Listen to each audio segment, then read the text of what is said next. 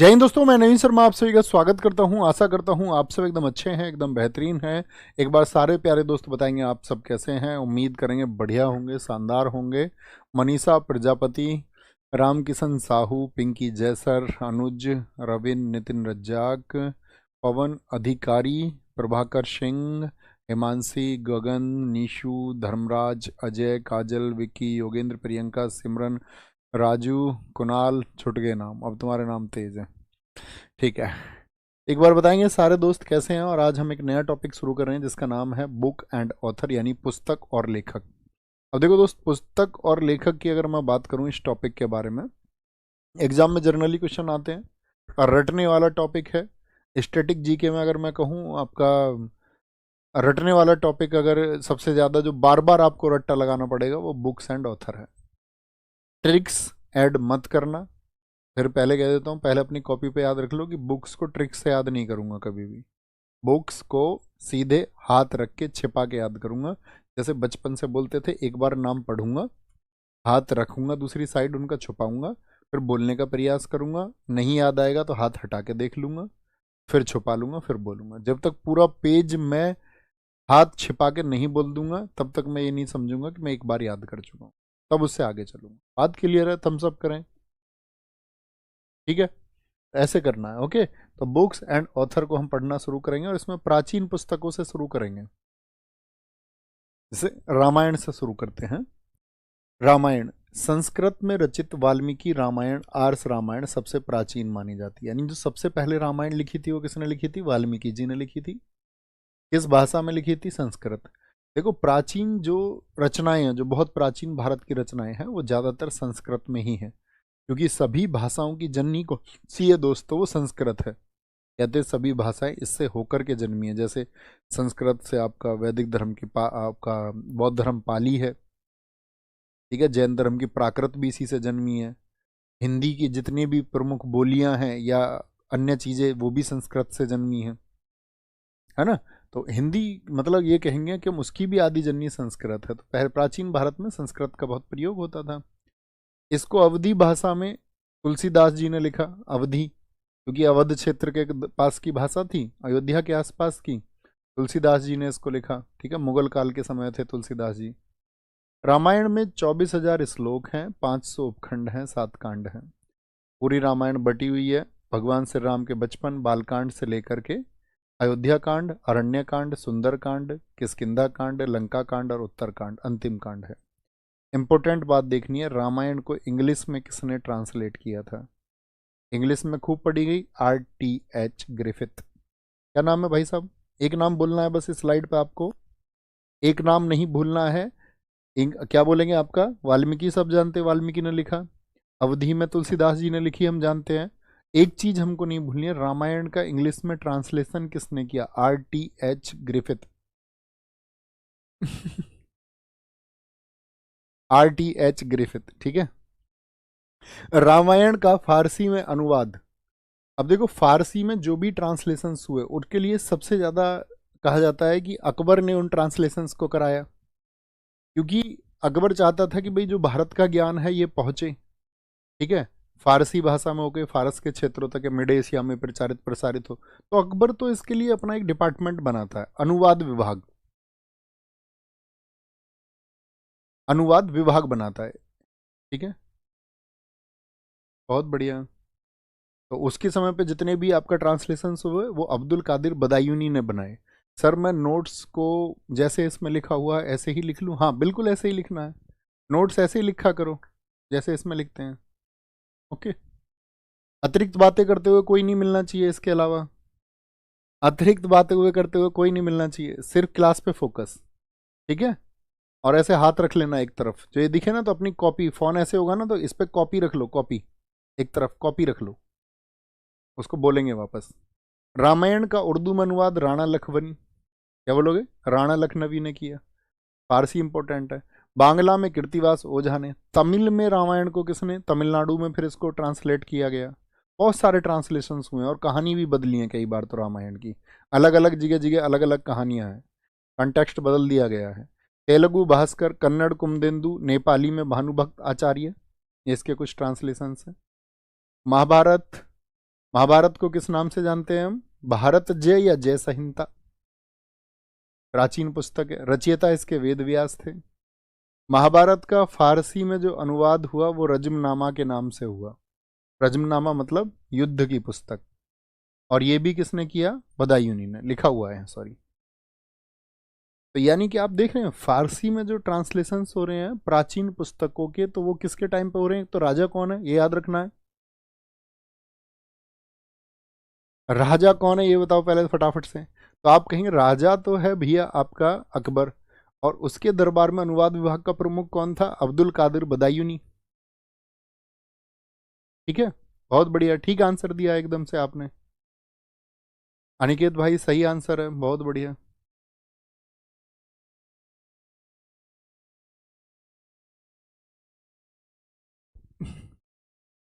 अनुवादक अब्दुल कादिर बदायूनी। महाभारत अंग्रेजी अनुवाद। अरे भाई दाढ़ी कटवाना कोई अपराध थोड़ी है, ये तो बताओ।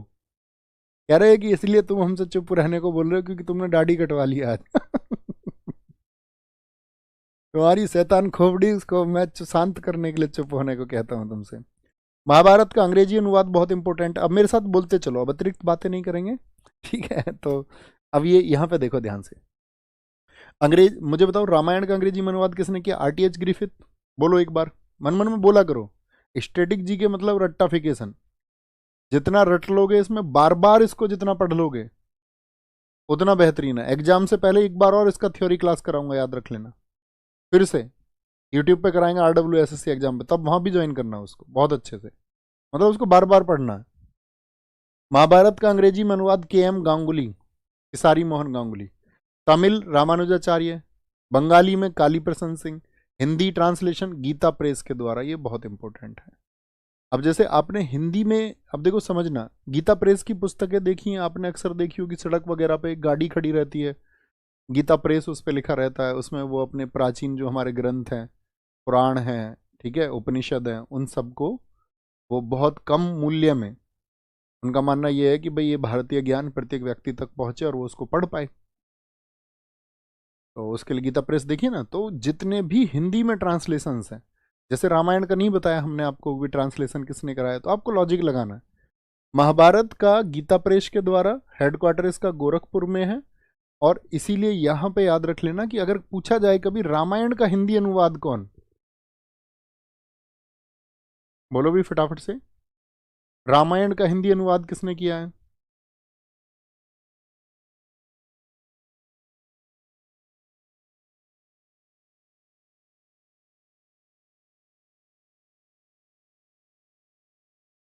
बहुत बढ़िया।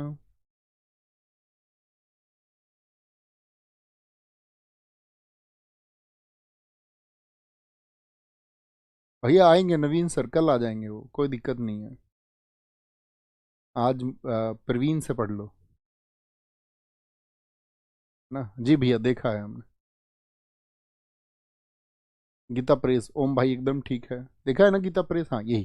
तो गीता प्रेस ही आपका हिंदी में ट्रांसलेशन करती है। ओके, श्रीमद् भगवत गीता जी, आप ये जानते ही हो कि ये भी आपका किसका, महाभारत का आपका 18वां जो अध्याय है उसमें इसका वर्णन है। तो दूसरा नाम गीतोपनिषद बोलते हैं। अब मैं बोलूँ ये हिंदी में कहाँ से आती हैं? इंग्लिश ट्रांसलेशन मत भूलना किसी का भी। विलियम विल्किंस ने गीता जी का इंग्लिश ट्रांसलेशन किया। तो तीनों का बोलो एक बार। रामायण का इंग्लिश ट्रांसलेशन किसने किया है? तो RTH ग्रिफिथ। मैं बोलूँ महाभारत का इंग्लिश ट्रांसलेशन किसने किया है, तो आप बोलेंगे क्या भैया? महाभारत का किसारी मोहन गांगुली यानी KM गांगुली। और मैं आपसे पूछूं कि गीता जी का किसने किया है, तो विलियम विल्किंस कहेंगे, विलियम विल्किंस कहेंगे, ठीक है। उर्दू में अनुवाद मेहरुल्लाफ ने किया है इसका। तो ये तो हमारे बहुत प्राचीन पुस्तक है। प्राचीन पुस्तकें यहाँ पे पढ़ना शुरू करो एक बार। पढ़ने के लिए फिर बता देता हूँ, कोई पेपर है भाई यहाँ, यही दिखा दो माउस की पैड। जब आपका फोन रहे तो ऐसे छिपाना है, ऐसे, समझ गए मेरी बात को? ऐसे छिपा के बोलना है हमेशा इनको। जब याद करो एक बार पढ़ो ध्यान से एक दो बार, और फिर छिपा के बोलो इसको, और फिर हटाते चलो हाथ को ऐसे नीचे की तरफ, ठीक है। अष्टाध्यायी पाणिनि, महाभाष्य पतंजलि, इन्होंने योग शास्त्र भी लिखा। बुद्ध चरित असव घोष, महाविभाषा शास्त्र वसुमित्र, स्वपनवास वदत्ता नामक पुस्तक भास ने लिखी। कामसूत्र वात्स्यायन ने, कुमार संभवम कालिदास। तो अष्टाध्यायी तो क्या है? अष्टाध्यायी में प्राचीन भारत के इतिहास को बताया गया है। जैसे इसमें बताया गया है कि भाई भारत जो है 22 क्षेत्रों में बटा हुआ था। आपने हिस्ट्री में पढ़ा होगा महाजनपद वर्ड, तो वहां पर 16 महाजनपद आपने पढ़े होंगे। तो 16 महाजनपद यहाँ पाणिनि ने बताए हैं, आपका 22 महाजनपद। संस्कृत की पहली व्याकरण है। देखो हर भाषा का अपना ग्रामर होता है या नहीं होता? इंग्लिश, इंग्लिश का ग्रामर होता है, पढ़ा है आपने। ऐसे ही हिंदी की भी अपनी व्याकरण होती है। आप कहोगे हाँ जी होती है।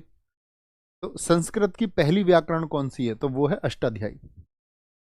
अष्टाध्यायी बहुत पूछी जाती है। जिसको मैं महत्वपूर्ण मार्क करूं साथी, उसको जरूर महत्वपूर्ण मार्क कर लेना। बुद्ध चरित्र पुस्तक को मार्क करना, स्वपनवास वदत्ता को मार्क करना, कामसूत्र, इसमें क्या है आपका पति और पत्नी के बीच के संबंधों की स्थितियों को दर्शाया गया है।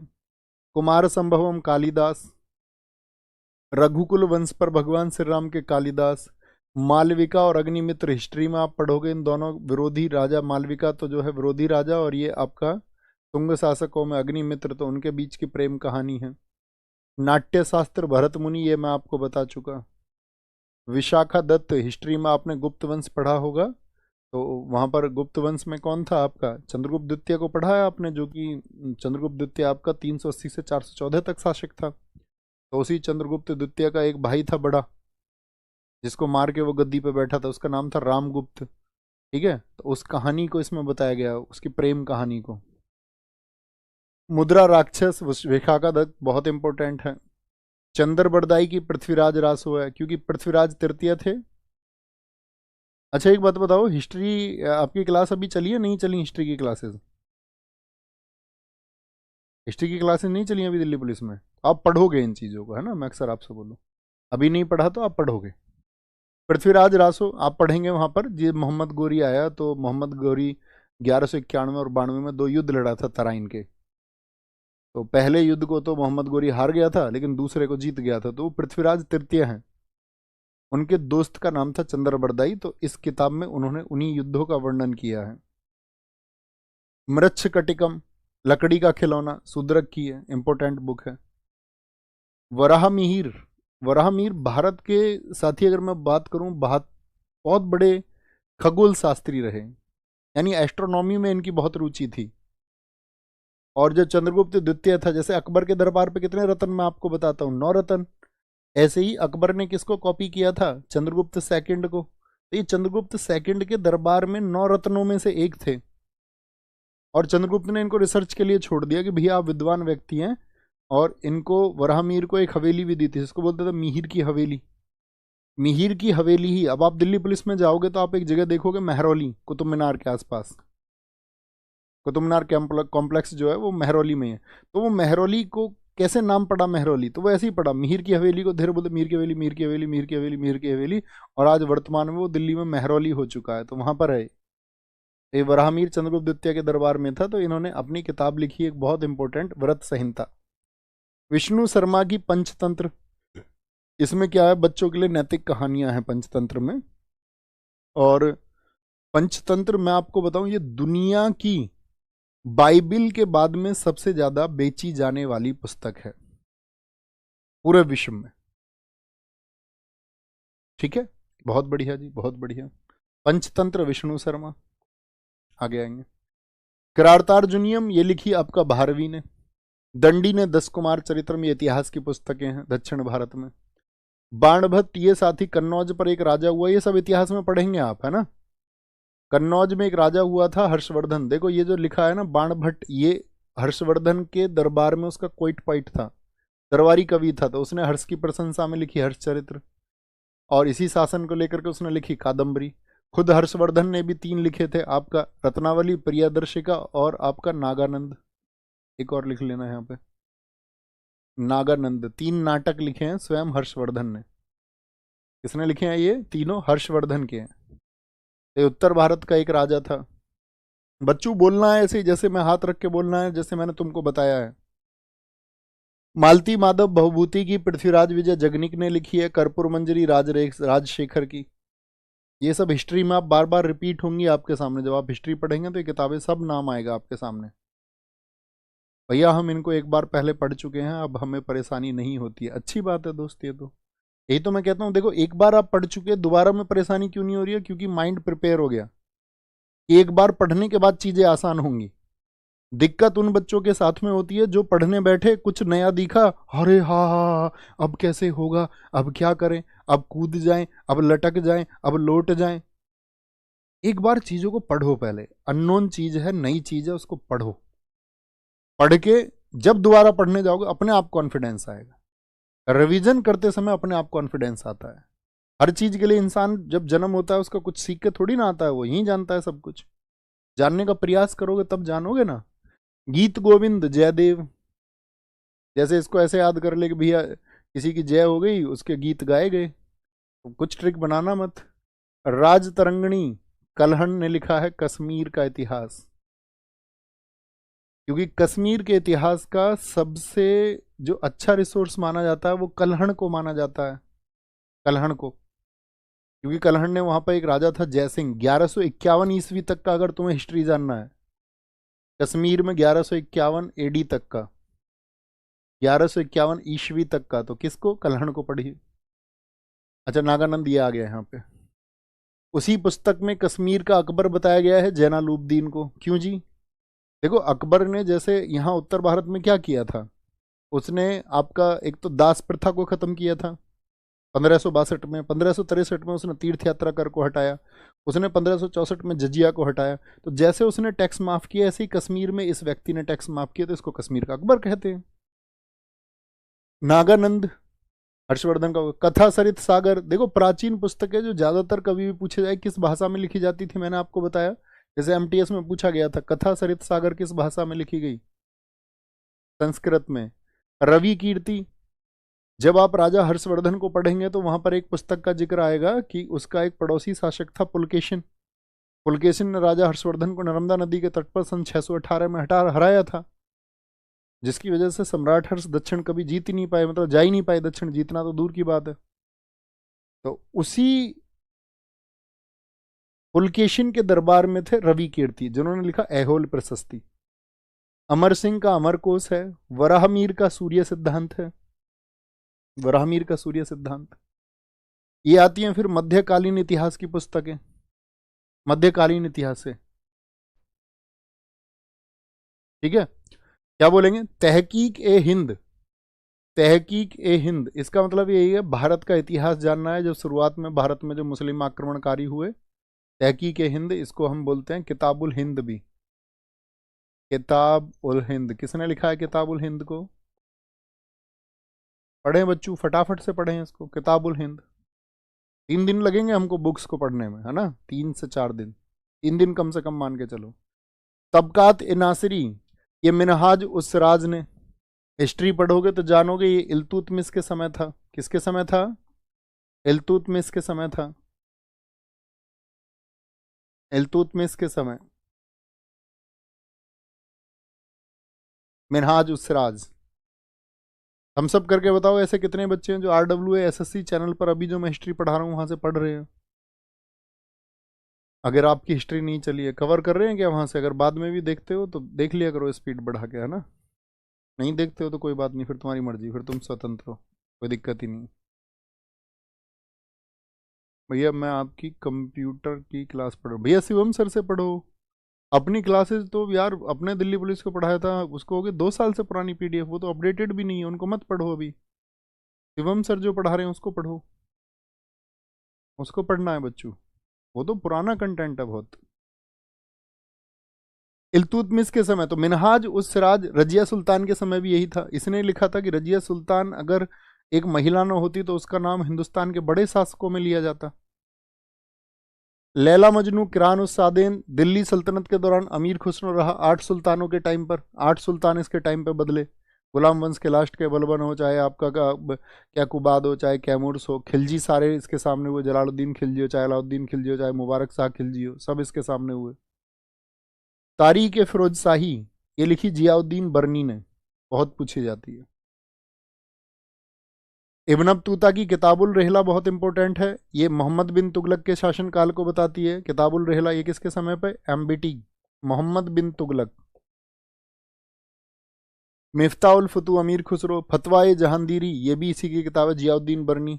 अगर किसी को मध्यकालीन भारत का इतिहास जानना है तो बरनी एक अच्छा सोर्स है, बरनी को पढ़ा जाए, इन दो किताबों को पढ़ा जाए, है ना, तारीख फिरोज शाही को और फतवाए जहानदारी को। ताजुल मासिर, बेटा आप यहाँ स्टैटिक जीके का क्लास करने आए थे या मैथ पूछने आए थे? कोई मतलब उस, आप खुद को सिलेक्शन से दूर भेज रहे हैं, बस और कुछ नहीं कर रहे हैं। कह रहा सर मैथ में कैसे करूं, थोड़ी देर बाद ये पूछने लगेगा सर जी घर में बात कैसे करूं अपने में। बेटा आप अभी तक अगर यही नहीं जान पाए हो कैसे करें तो कैसे बात बनेगी। कुछ ऐसे काम होते हैं जो खुद ही समझने पड़ते हैं। कल को आपकी शादी भी होगी, बाकी समझ जाओ, हर चीज पूछी नहीं जाती है, स्वयं विवेक की बातें भी होती हैं कुछ। जब तक किसी विषय को करोगे नहीं तब तक वो कैसे होगा, बुद्धू ही बने रहोगे पूरी जिंदगी। थोड़ा सोचो, खुद से सवाल करो, खुद से, किसी और से मत करो। आप बाहर की तरफ सवाल फेंक रहे हैं इसीलिए बौद्धिक नहीं हो पाते हो। अपने अंदर की तरफ उन सवालों को भेजोगे तो बौद्धिक हो जाओगे, ये अपने आप डेवलप हो जाएगा। लेकिन ये कुछ आया उसको तुरंत बाहर फेंक दो तो तुम्हारे पास कहाँ रहा। कोई सवाल कोई जिज्ञासा पैदा हुई तुरंत बाहर फेंक दो उसको, तो तुम्हारे पास तो बची नहीं है। ऑब्जर्व करो, सोचो, अच्छा मैथ मुझे नहीं आता है तो करना पड़ेगा, सीधा सा सॉल्यूशन है। और कोई सॉल्यूशन नहीं है बच्चों, और कोई सॉल्यूशन नहीं है मेरे भाई। हर चीज को करना पड़ेगा, हर एक काम मन लगाना पड़ेगा। अपने फादर साहब के बारे में सोचो ना, वो बोलते मेरा मन नहीं लग रहा है। पिताजी अगर किसान होंगे बोले भैया मुझसे खेती नहीं होती, अब मेरा मन ही नहीं कर रहा खेती करने का। कर रहे हैं ना सालों सालों से खेती, इसलिए तुम पलो बढ़ो, तुम अच्छा करो कुछ अपनी जिंदगी में और उनकी जिंदगी को एक दिन आराम मिले। लड़के कमजोर हुए पड़े हैं, बोले भैया मैथ में पढ़ाई में मन नहीं लगता है। पापा का जिस दिन खेती में या जिस प्राइवेट ड्यूटी को वो करते हैं या जिस गवर्नमेंट जॉब को वो कर रहे हैं वो छोड़ दे और ये बोल दे मेरा मन नहीं कर रहा, चल पाएगा घर? या भैया जॉब कर रहे होंगे या जिस किसी चीज से इनकम आ रही है, कमाई आ रही है, वो उसी चीज को छोड़ दे तो घर चलेगा? क्या होगा फिर? तो मन का खेल है ही नहीं। इतना पॉपुलर हुआ अभी तो मन के हारे हार है और मन के जीते जीत। ये तो तुम्हारा अपना पहलू है, तुम चाहोगे मन जीतेगा, तुम चाहोगे मन हारेगा। मन तुम्हारे ऊपर हावी नहीं होना चाहिए, तुम मन के ऊपर हावी होने चाहिए, उतने बौद्धिक बनो। तारीख ए मुबारक शाही याह्या बिन सरहिंदी, ये सैयद वंश के बारे में हिस्ट्री में आप पढ़ोगे। दिल्ली सल्तनत में एक वंश हुआ था, चौथे नंबर का वंश था, 1414 से 1451 तक रूल किया था। सैयद वंश की जानकारी देती है पुस्तक। तारीख ए यामिनी, ये गजनी वंश की जानकारी देती है, गजनी वंश की। जो महमूद गजनवी आया था ना भारत में, लुटेरा, चोर, डाकू, उस महमूद गजनवी का दरबारी इतिहासकार है कुतुबी। ठीक है, इसने लिखी तारीख है यामिनी। मुगल काल में, मुगल काल की स्थापना 1526 में, पानीपत के पहले युद्ध को जो जीतता है वो बाबर। अभी हिस्ट्री शुरू नहीं हो रही है तो इतने यहाँ से मतलब वो मैं बोल रहा हूँ ना आपसे, देख लिया करो इसको, तो सब चीजें फिर तो कॉन्सेप्ट ही क्लियर हो जाएंगे सारे। फिर वो सवाल जवाब दुनिया में कहीं नहीं करोगे, खुद ही सोचोगे चीजों को। तुझु के बाबरी, बाबरनामा किसने लिखी है? बाबर ने। किस भाषा में लिखी थी ये? चगताई तुर्क में। इसमें लिखी चगताई तुर्क में, क्योंकि तुर्क वो उनके तुर्क मुसलमान थे, वो चगताई उनकी लैंग्वेज थी। मोयान भी बाबर ने लिखी, बहुत पूछी जाती है। हुमायूं नामा मोस्ट इंपोर्टेंट, हुमायूं नामा किसने लिखी? गुलबदन बेगम ने लिखी। अकबरनामा अबुल फजल ने लिखी। अकबरनामा के कितने पार्ट है? 3 पार्ट हैं, 3 भाग हैं, और जो थर्ड भाग है उसी को बोलते हैं आईने अकबरी। थर्ड भाग को क्या कहा जाता है? आईने अकबरी। ठीक है। फुतुहात आलमगीरी ये ईश्वर दास नागर की है, बहुत पूछी जाती है भैया, मुगल काल की। जहांगीर नामा जहांगीर ने लिखी है, उसने खुद ने लिखी। चार चमन, ये जहांगीर के बाद में गद्दी पे बैठा था शाहजहां, शाहजहां के जीवन के बारे में है, और इसको लिखा है चंद्रभान ब्राह्मण ने। मजमुल बहरीन मुगल काल का सबसे बुद्धिमान शासक दारा से कहो सीरे अकबर। तो सीरे अकबर में तो इसने क्या किया, इसे उपनिषदों को पढ़ता, तो 52 उपनिषदों को फारसी में अनुवाद किया। किसमें? फारसी में अनुवाद। और एक पुस्तक लिखी मजमुल बहरीन। दिल्ली पुलिस 2017 ने पूछा, दिल्ली पुलिस आपका साथी 2023 पूछा, 21 पूछा, सब में पूछा है।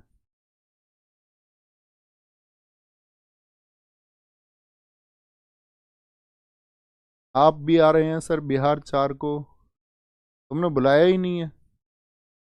बुलाते तभी तो आते तुम, अब तुमने बुलाया नहीं तो कैसा आए फिर? बिना आमंत्रण बिना निमंत्रण के आना सही बात है? आमंत्रण पे ही आना सही नहीं है और निमंत्रण पे तो बिल्कुल सही नहीं। आमंत्रण निमंत्रण का अंतर समझते हो? आमंत्रण सिर्फ आने के लिए बुलाना, निमंत्रण दावत के लिए बुलाना। लीलावती फैजी, ये अबुल फजल जो है ना, अकबर के नौरत्नों में मैथ्स का टीचर था, ये अबुल फजल का भाई है फैजी। उसने लिखी है लीलावती, गणित की पुस्तक है ये। फतवाए आलमगीरी निजामुद्दीन अहमद, पादशाह नामा हमीद लाहौरी, हमीद नहीं हमीद लाहौरी, अब्दुल हमीद लाहौरी। मुंतखाब उल तकारीख, ये बदायूनी की है। यही बदायूनी जो अभी अकबर के टाइम पे आपका किसका अनुवाद विभाग का अध्यक्ष था। स्वतंत्रता संग्राम के समय की पुस्तकें। सर ये किताबें अभी कहाँ पर हैं बेटा? ये तुम्हें कहीं भी मिल जाएंगी, जहां आप चाहेंगे मार्केट में मिलती हैं सब किताबें टोटल। सत्यार्थ प्रकाश, दयानंद सरस्वती। हिस्ट्री में आप पढ़ेंगे, इन्होंने एक नारा दिया, आर्य समाज की स्थापना की इन्होंने 1875 में। जो मैं अतिरिक्त बातें बता रहा हूँ इनको मत नोट करने लग जाना, यहाँ पे सिर्फ फैक्चुअल रहना बुक्स के लिए, ये सब बातें आप हिस्ट्री में पढ़ लोगे। 1875 में इन्होंने बुक्स लिखी, दयानंद सरस्वती जी ने, कौन सी? आर्य समाज। और उसमें एक बात कही, वेदों की ओर लौटो। तो फर्स्ट एडिशन लिखा इन्होंने 1875 में हिंदी में, और दूसरा एडिशन मतलब दूसरा संस्करण आया 1882 में। गीतांजलि और गोरा किसने लिखी है? रविन्द्रनाथ टैगोर ने। गीतांजलि के लिए ही रविन्द्रनाथ टैगोर जी को क्या मिला 1913 में? कौन सा पुरस्कार मिला था बताओ? Nobel prize. इस कैटेगरी में जब नोबेल प्राइज आपको पढ़ाएंगे तब बताएंगे इस बात को, जब पुरस्कार पढ़ेंगे हम सारे। तो इनको 1913 में साहित्य के लिए, और ये भारत के पहले व्यक्ति है नोबेल पाने वाले, या मैं कहूं एशिया के भी पहले व्यक्ति है नोबेल पाने वाले। ठीक है, Rabindranath Tagore. Post master, the post office, stray birds, vocation, Kabuliwala इनकी बहुत इंपॉर्टेंट बुक है। द पोस्ट ऑफिस इनकी बहुत इंपॉर्टेंट बुक है। बच्चों जब रिवीजन करो ना लगातार बोलो इनको, तो जो इंपॉर्टेंट है उनको विशेष ध्यान रखना। अपनी कॉपी पे जो नोट्स बनाओ तो अंडरलाइन रखना इनको। सिपाही म्यूटिनी 1857 में जो विद्रोह हुआ था उसको लिखना। आरसी मजूमदार ने लिखा है गवर्नमेंट की तरफ से 1857 के संग्राम का। ये साथी आपका एक गवर्नमेंट हिस्टोरियन थे, सरकारी इतिहासकार हैं। ठीक है भैया, औरंगजेब के बारे में किसी ने नहीं लिखा, अभी नहीं बताया। आलमगीरी पुस्तक, ईश्वरदास नागर, आलमगीर उसी का नाम है। चलो, a nation is making, Surendranath Banerjee. The Indian war of independence, ये भी 1857 के ऊपर लिखी गई पुस्तक है, 1857 के ऊपर ही। वीडी सावरकर, विनायक दामोदर सावरकर। नील दर्पण, जो भारत में नील विद्रोह हुआ था, किसानों पर आपका ब्रिटिश सरकार ने कितना अत्याचार किया था, उसकी मार्मिक स्थिति को इस पुस्तक में दर्शाया गया है। मोहनदास करमचंद गांधी अपनी बातें रखते थे यंग इंडिया में, अपने जो विचार थे। उनकी एक किताब है की टू हेल्थ, स्वास्थ्य की कुंजी। स्वास्थ्य की कुंजी, कुंजी बोलते हैं चाबी को, key to health. My experiment with truth, सत्य के साथ मेरे प्रियो, किस भाषा में लिखी जरा देखें पढ़ के इसको, क्या लिखा हुआ है। गांधी जी की बहुत चर्चित पुस्तक है, और ऐसा कोई एग्जाम नहीं जिसमें ये ना पूछी जाती हो। सत्य के साथ मेरे प्रयोग आपके भी किसी ना किसी शिफ्ट में जरूर आएगी। ये दरअसल में इन्होंने गुजराती भाषा में लिखी थी, बाद में इनके एक सचिव थे महादेव देसाई, उन्होंने इसको इंग्लिश में लिखा, और फिर हिंदी में तो बहुत सारे ट्रांसलेशंस बाद में होते रहे। तो कभी भी पूछे इसका गुजराती भाषा, इसका इंग्लिश ट्रांसलेशन, अंग्रेजी भाषा में इसका अनुवाद किसने किया था? तो गांधी जी के अपने सचिव थे, क्या नाम है उनका, ये भी बात हिस्ट्री में आप पढ़ेंगे, महादेव देसाई। अब से पहले हिस्ट्री पढ़ चुके होते तो कोई दिक्कत ही ना होती, लेकिन जिनकी अभी एज हुई है तो वो पढ़ेंगे, वो संयम रखना थोड़ा, वो सब जानेंगे। माई लाइफ माई मैसेज, ये भी गांधी जी की है। हाँ, एक बात याद रखो, एक तो मुझे एक याद आया, एक बच्चे का आपको भी मुझे बताना था, एक बच्चे का मैसेज आया है। एक तो पंडित रविशंकर की जो एल्बम है उनका नाम हमसे उल्टा हो गया, हमने बोल दिया माई लाइफ माई म्यूजिक। तो एक बार थम्स अप करो, कागज पे लिख लो, पंडित रविशंकर जब हमने आपको बताए हैं क्या, जब हमने बताए आपको वहां पर, उनको हमने पढ़ा होगा उनको हमने पढ़ा होगा आपका वाद्य यंत्रों में, म्यूजिकल इंस्ट्रूमेंट्स में। तो वहां जाना, वो उल्टा लिखा होगा माई लाइफ माई म्यूजिक, तो आपको लिख लेना है उसको माई म्यूजिक माई लाइफ। लिख लो अभी अपनी कॉपी पे माई म्यूजिक माई लाइफ। एक तो ये कन्फ्यूजन है बच्चों को, एक कन्फ्यूजन था आपका, दूसरा लिखो, एक कन्फ्यूजन है दिल्ली घराने के संस्थापक का, कई बच्चों को। देखो मम्मन खान को भी माना जाता है क्योंकि उन्होंने प्रचारित प्रसारित किया, लेकिन एक नाम आता है उस्ताद सिद्धार खान का, तो ये भी लिख लो, दिल्ली घराने की संस्था में उस्ताद सिद्धार खान का बहुत बड़ा रोल है।